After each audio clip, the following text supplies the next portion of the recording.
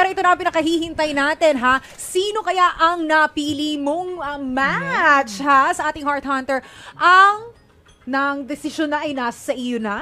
Sino ang iyong pipiliin na Cupid? Is it Michael or Tyler? Ayan na. Ayan na. Teka lang, parang mas excited ako. Tyler. Tyler!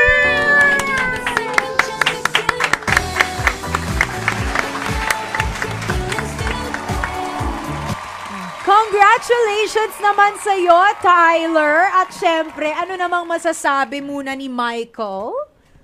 Unang-una, congrats, bro. Next time, babawi ako next time. Bumalik ka! Yeah, babalik ako. Bumalik ka next week agad-agad. Which means babalik ako kasi...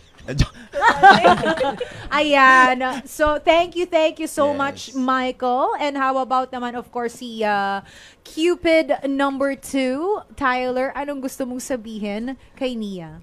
Hey, Nia, kinikilig tayo. Panindigan mo yan. Sinabi mo na, bro. Panindigan mo yan. Nakikilig din ako. Hindi, yun. Nia, thank you so much kasi, ayun nga, parang gusto ko rin talaga mas makilala ka and gusto kong maging close tayo. Ayun, kaya salamat sa pagpili sa akin. Tandaan mo to na gagawin ko yung best ko para mas makilala ka and hoping na maging close tayo. Grabe naman yun.